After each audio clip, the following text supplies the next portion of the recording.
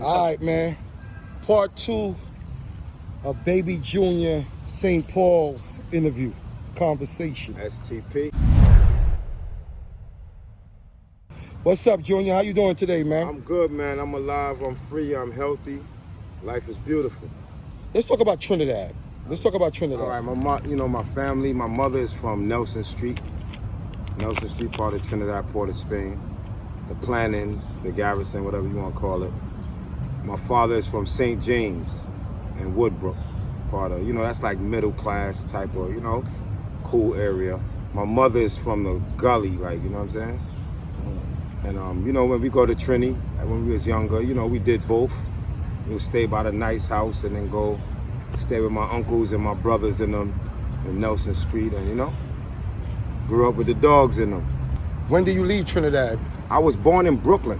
Oh, I was born in Brooklyn. I was the first person in my family born in America. Oh, so you're the green card baby. I'm first generation. I consider you a green card baby just like me. Yeah. I'm a green card baby in my family. I was actually the first one. Like, the first one. And all of them after me was born here.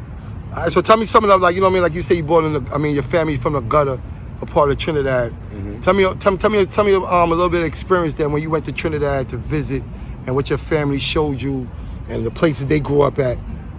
How did you feel about all of that? Well, I fit right in as soon as we went there because my household is a Trinidadian household. We eat, our mannerism, the way we believe in God, everything is Trinidadian, Caribbean culture until you go outside. So when you go outside, here. But in Trinidad, you're seeing everything, man. We learn how to climb coconut trees. We learn how to dig for crabs in the dirt, like. What kind of crab? What do you mean? What kind of crab you digging in the dirt? Blue crabs. It's like blue crabs and all that. In Trinidad, my uncle and them used to take us by the dirt and stick your hand in there and try to stick your hand in there, remember, and pull the fucking crabs out of there, or crabs biting you, all type of stupid shit. We going by the beach, Carenage Beach, all that shit. You know what I'm saying? Yeah. Trinidad is beautiful, man. It's a beautiful place. It can be very dangerous, but How the food out there? The food is beautiful. Like, where we from, where my father from, like, we got chickens and ducks in our backyard. So when my moms or my aunt and them going to make stewed chicken, my uncle and my brother and them going to the back and kill a nigga, take the chicken and pop his neck. You know what I'm saying? Throw him in a hot pot with the fucking hot water boiling, pluck that nigga. And you know what I mean? You know how they do like that. Like, that's a real West Indian shit. Yeah, I ain't even real. Yo, son. Country shit. Yo, burn the feathers off. Yeah, all that. I used to be like, yo, dog. These niggas used to be eating that shit. I'm like, yo, I want McDonald's, dog. Like, this shit crazy. I'm glad you said that, because you're an American kid, like you said. Right. Going to Trinidad, where I heard McDonald's and all that stuff is there. Right. In Kentucky. I heard Kentucky's real big out there. Right, KFC, yeah. Not KFC. They got another big chicken spot out there. Royal Castle. Royal Castle, yeah. I hear about that, too. Yeah. So, I know, like, when you got there, what was the feeling for you to go down there and say, yo, I want Burger King, I want McDonald's? How your family was dealing with you? Before me even going down there, up here, the elders used to really gig on me because I used to want hot dogs and hamburgers, and that wasn't cooking in our household at them times. Ain't no hot dog, ain't no hamburger. They used to call me Yankee Boy. Yankee Boy. I was the first one before all my brothers in them. I was the first one before all my younger brothers in them had to experience it from my uncles and my elders. Like, I want hamburger, hot dog, and that's because when you go outside, your friends is American, and when you go to school, you get for lunch. Yeah, you getting the square fish sandwiches. Yeah. You getting hamburgers. So your mind is like, this is what the fuck is really good. Right, so all my friends are like, yo, what y'all having for dinner tonight? They're like hamburgers and French fries. We having curry crab, dumpling, callaloo, pilau. We ain't want that shit. You know what I'm saying? We ain't want no provision. Yeah, we ain't want no provision and pilau and all that. We wanted what our school had and what our friends in them had. You know what I'm saying? We ain't want no fucking pilau and curry crab and dumpling and we ain't want that fucking shit. But we didn't even know we was really getting curry duck and dumpling. Yeah, curry duck, all this shit, shark, big on shark. You know what I'm saying? Like shark. Nigga, at them times we looking at Jaws. Like, shark? Oh, hell no. We wilding in the crib like, yo, hell no, we ain't eat no fucking shark. My father used to be like, yo, don't eat that food and watch when I come back upstairs. Niggas had to eat the shark. A little bit earlier, we was talking about, the gang cultures in New York City. And we was talking about what's going on today opposed to how we was going on when we was young. Right. And how do you feel, what do you think could structure and change the dynamics of what's going on in the streets today opposed to a way that we was young and we was wild and stupid and young. I want to say stupid, I want to say ignorant. We ain't know better. So I'm thinking the kids nowadays are going through the same thing. So what do you think, what can we do as a society, as a community? What can we do to change the narrative of the street culture going against one another? Wow, what could we do to change that? I don't think I have the answer for change, to change everything, but I know one of the main straws we need to draw up out of all of this is, us as a people. I don't want to, drift off too deep into that, but us as a people, we have to start knowing who we are. We don't really know who we are. You know what I'm saying? Especially that next generation. That next generation is our younger brothers and sisters is striving off of money, and attention. You understand where I'm coming from? And that's not the only thing that drives you. You understand? You have to have family, you have to have respect, you have to have spirituality, you have to have structure, you have to have order. You understand where I'm coming from? Order's a must. Even the numbers, like 2 don't come before 1, 5 don't come before 2. It's an order. It has to be 1, 2, 3, 4, 5. It's not 9, 8, 7, 6, 2, 3. Never. That's chaos. That's not how the universe is set up. And that's not how family's supposed to be set up. That's not how community is supposed to be set up. It has to be some type of structure. And everybody wants to be the boss. Everybody wants to be the big homie or the leader or whatever. and that's not the way things go. They not respecting the OGs. Yeah. As you say that right there, like, what I'm saying, like they're not respecting no order and all of that. I have a thing with this thing. I have this thing. We have these younger kids nowadays, and or I'm not even want to say kids, but these young men, right, or the younger generation, right. They quick to call themselves an OG. They 19 years old. I'm an OG. I'm the big homie. And to me, I'm like, yo, how you become a big homie or OG, and you 19? Oh my God, that's to show you how lost, our youths in the mall. To even think like, at 17 years old, you cannot jump the chain of command, and you're 17 and you're on top of the food chain already. That's not the way life goes. That's not the way nature goes. Nothing goes like that. Nature, nothing goes like that.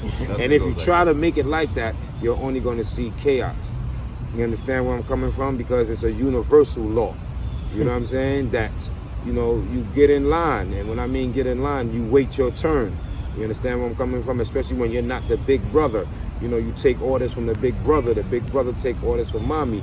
Mommy and daddy, get the orders and stuff together and give it to the brothers and sisters. The oldest one is in charge of the youngest one.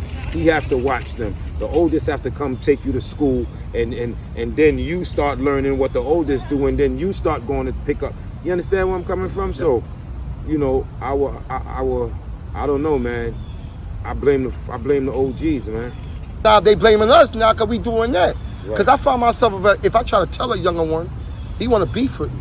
Right. He want to argue with me. That's exactly what they gonna do. I'm too old for the argue. I'm just trying to give you jewels that nobody gave you. Yeah. So that's what I'm saying. Like, what can we do? So let me speak on that. Now, we know and understand we can't save everybody. That's a fact. Right? So,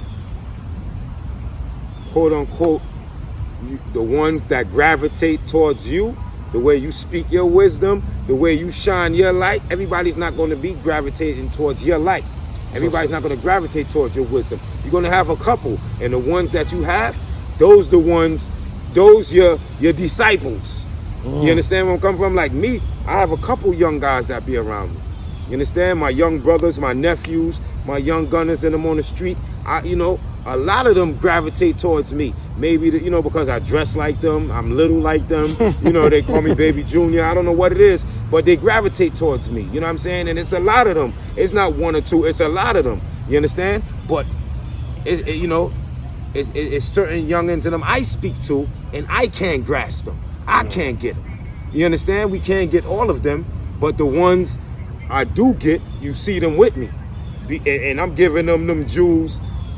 I articulate them jewels how I articulate them. The way I speak, you know what I'm saying? They gravitate towards my sword. They might gravitate towards you or gravitate towards son, but they gravitate towards me. But me and you is on the same, we're on the same wavelength, though. You understand where I'm coming from? I get that. So we all have different styles on the way we spit our wisdom or the way we reflect our light. You understand where I'm coming from? And some gravitate towards our light and some don't.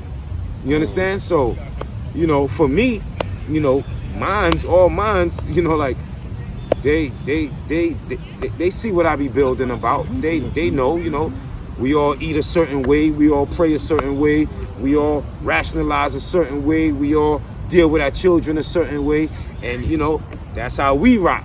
You know what I'm saying? And I'm not leading them down no valley, the valley of the shadow of death.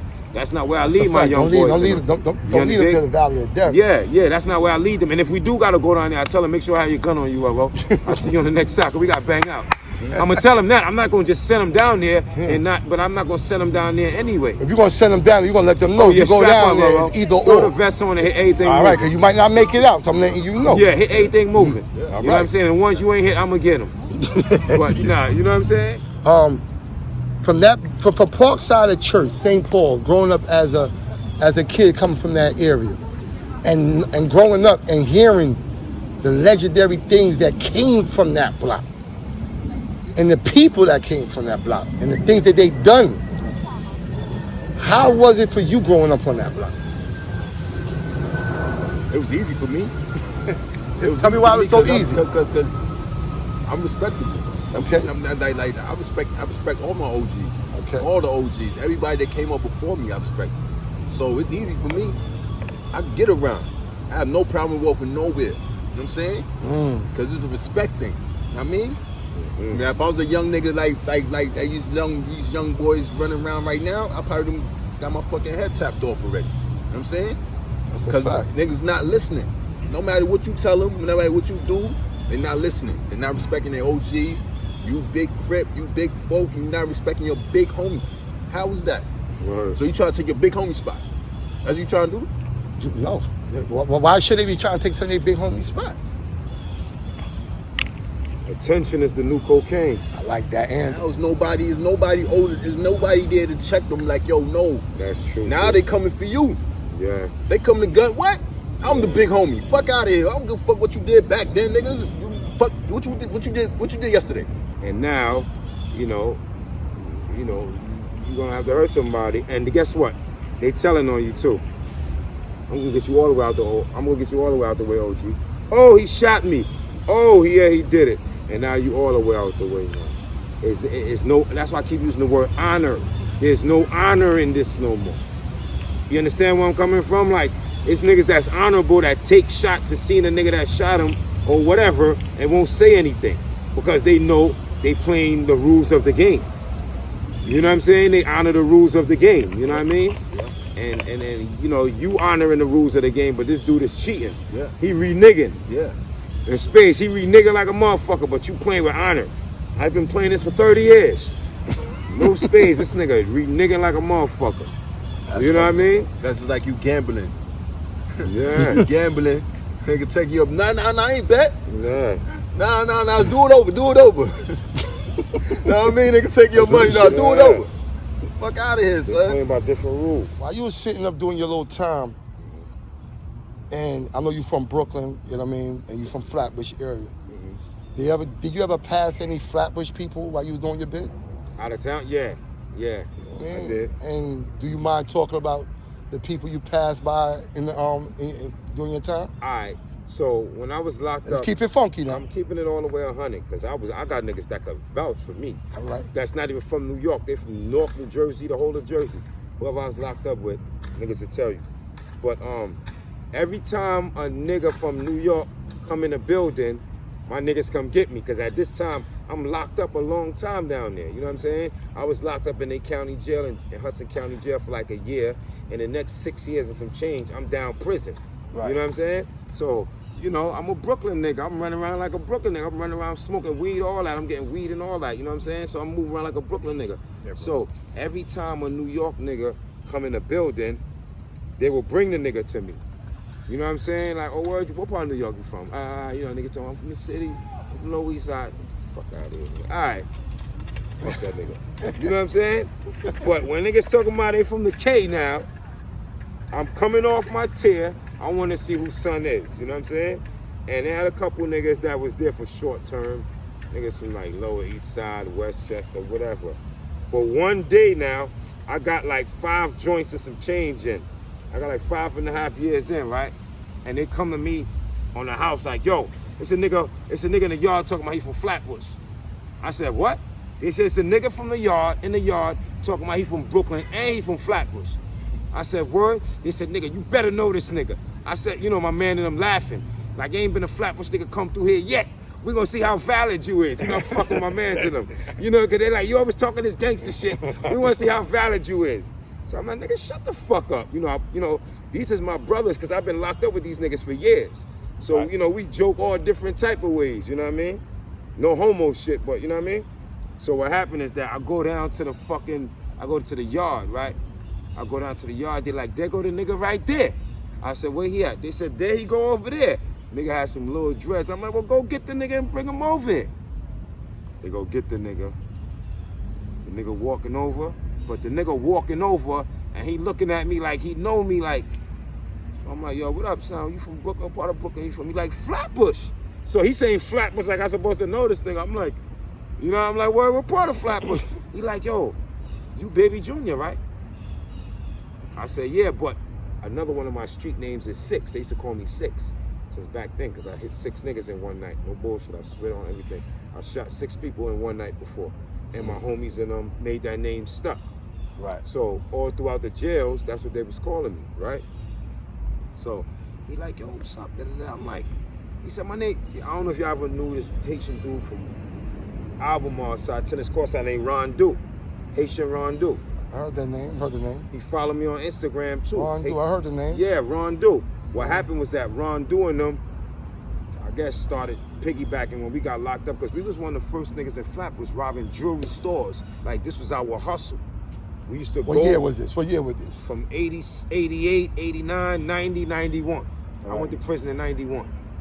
I don't know nobody else this is what we was doing. But hold on.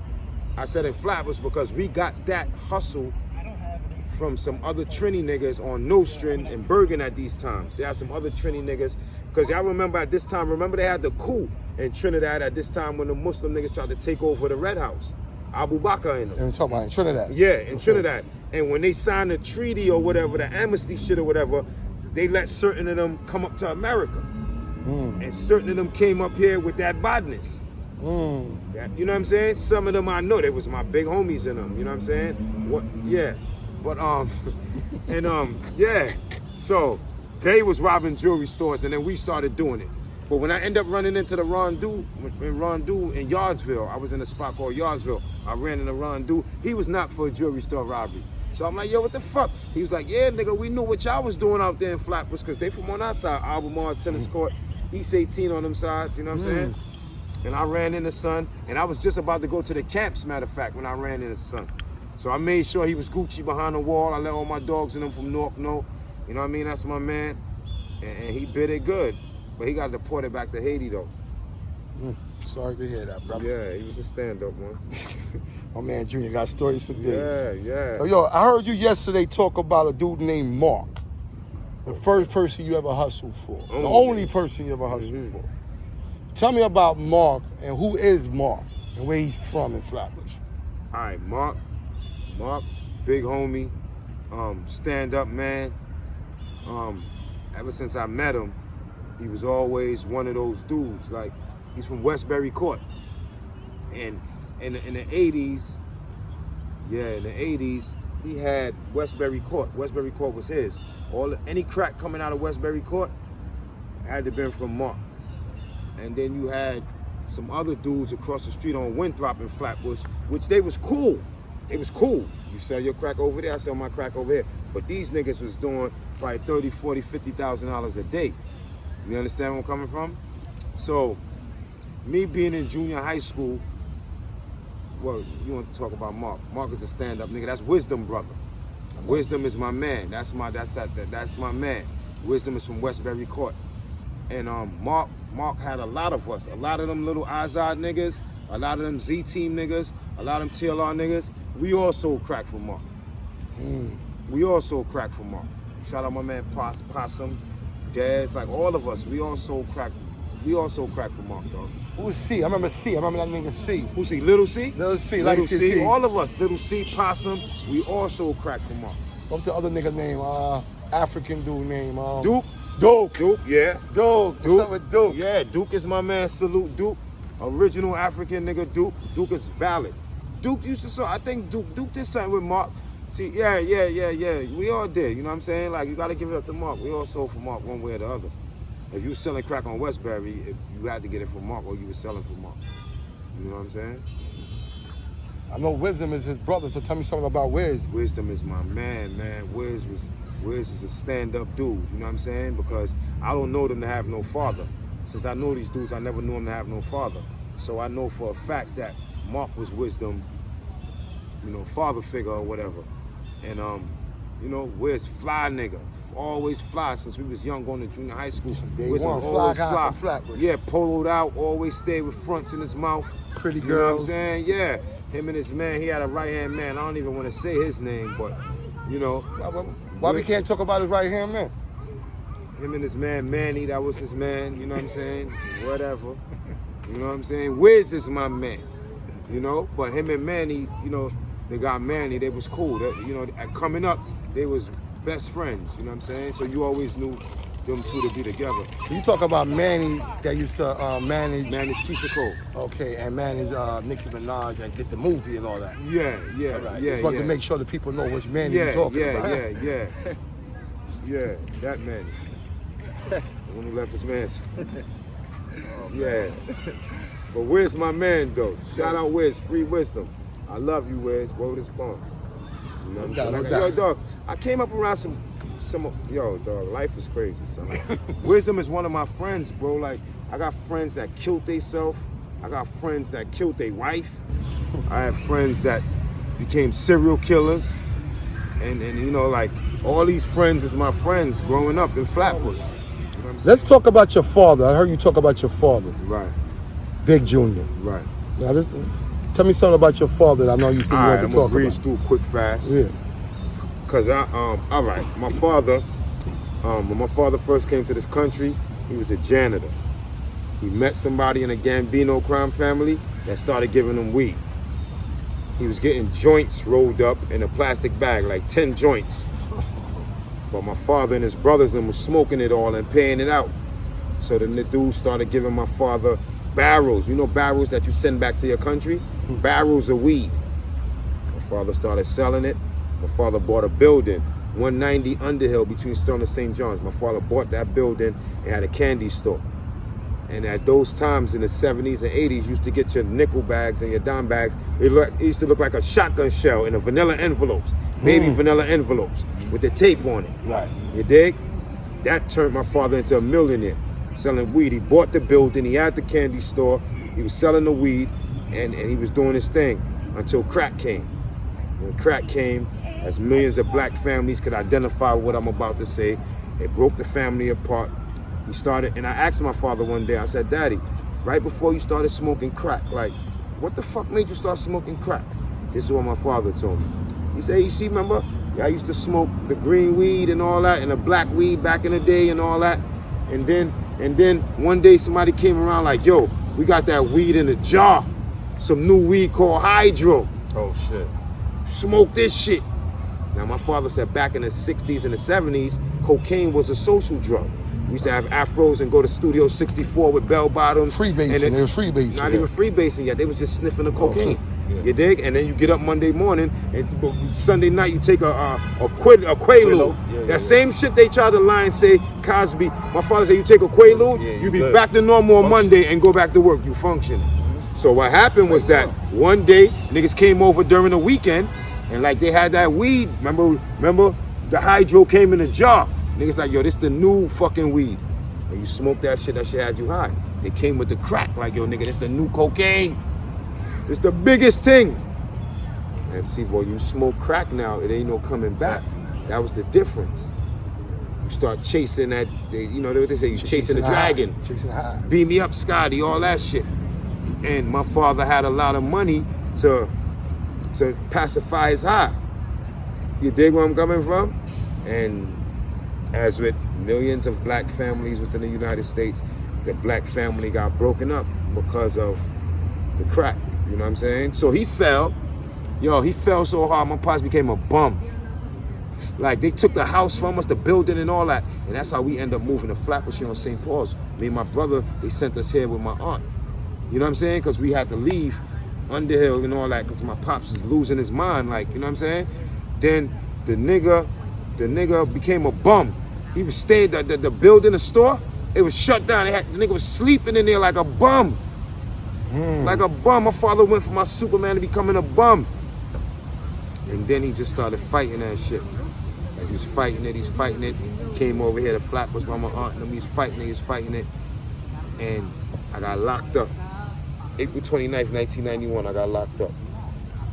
And the day I got locked up, he started growing back his dreads and he stopped smoking crack. And he stopped smoking crack, then he became a pastor. My father's an ordained minister at a Trinidad Baptist church right here on Nostrand in Glenwood. Yeah, I know what you're talking about. My father was one of the ministers, whatever you want to call them niggas. He was one of them niggas. Wow. Highly respected anywhere in Flatbush because, you know, a lot of people seeing his rise coming from the islands and having nothing and then having millions of dollars and then crashing, but coming back up spiritually. And then, you know, like, it was one of the greatest stories ever told, like, you know what I'm saying? All right, well, growing up, being a son of a man that's doing his thing, you know, he got a lot of money and he, you know, he basically is one of the guys of the neighborhood, you know what I'm saying? I was bad, I was always bad. You know what I'm saying? Like, I was always bad, whereas maybe I knew my father was somebody. Bro, I was just always bad as a kid. You can ask my brothers and sisters and all that. My elder brothers and sisters, I was always bad. You know what I'm saying? And then my father was somebody. I didn't really know about him having money and nothing like that coming up as a youth, but I just was always bad, breaking people's windows, things like that. Trouble boy. Yeah, I was a troublesome youth. He's a Trini boy? Yeah, real troublesome. Troublesome youth. Yeah, very troublesome. But the elders always loved me, especially the elderly women, because he's so sweet, he's so respectful, but you know, and coming up under a man like that it affected me a lot, you know what I'm saying? Because at a certain point in my life, when I was like 13 years old, I had to figure out a way to get some new sneakers. You dig where I'm coming from? Because by the time I left from over there, we was growing up when I was like 11 years old, from on Underhill between Sterling and St. John's, and we had to come live with my aunt on St. Paul's.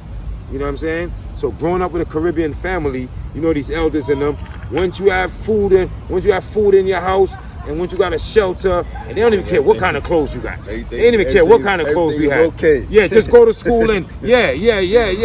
I'm like, yo, listen, this is not the islands. Like, motherfuckers will rank on you if you don't have good sneakers. They will fucking joke on you if you don't have a clean t-shirt in school. They didn't understand this. You understand where I'm coming from? Our elders didn't understand this. You know what I'm saying? They didn't understand the American way. They just understood in the islands, once you have food and whatever clothes on your back and shelter, you good. Not over here in America. You dig where I'm coming from? So by like 12, 13 years old, I had to figure out a way. I need some new sneakers. This nigga fell. We not going back over there. I gotta, you know? And I started selling crack. You gotta change it up. You gotta get it on your own. I started selling crack, but that shit ain't work out because I ain't like that shit. Yeah, I see you talked about that. Yeah, I didn't like selling crack. You know what I'm saying? So then I started, like I told you before, robbing jewelry stores. All right, so before we go, I want to touch on that because we about to end this off.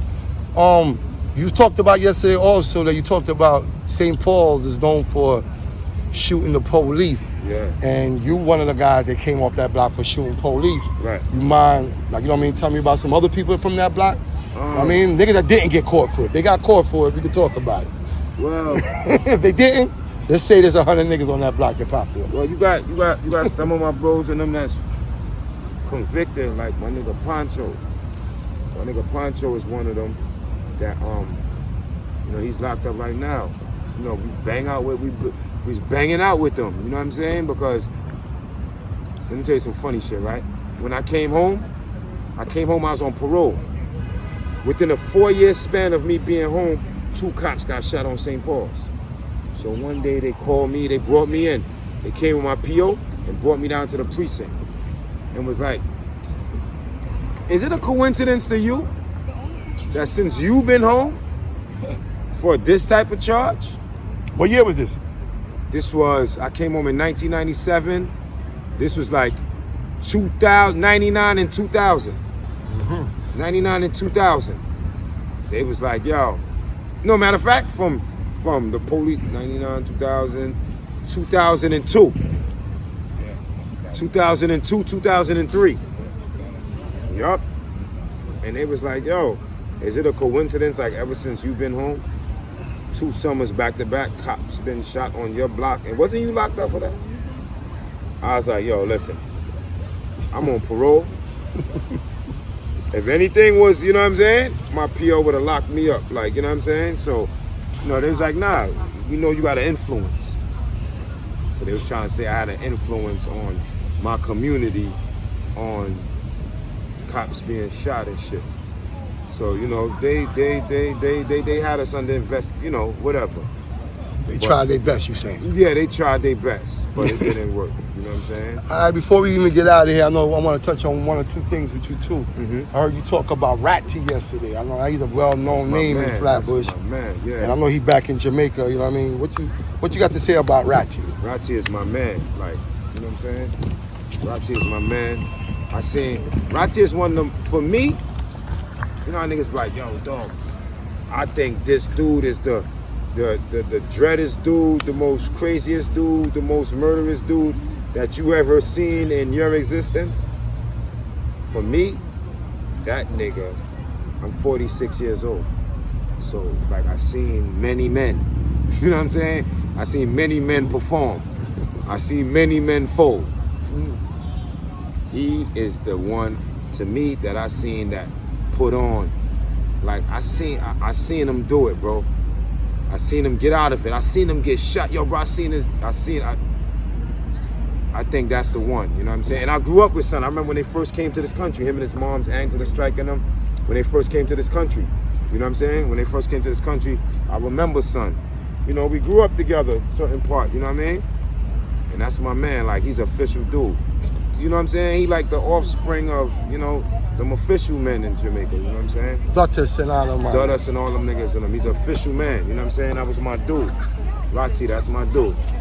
That's what's up, man. I mean, before we even definitely get out of here, I want to touch on one thing. I know you talked about it yesterday also. That day, I want you to describe the day you got locked up for the armed robbery and the police. I want you to talk about, can you just give us a little little history? Or give us play-by-play? You want to play-by-play? Play-by-play, like when you woke up in the morning, the calls, and all of that, how it went down. All right, I'm going to give you want to hear play-by-play brief. All right, boom.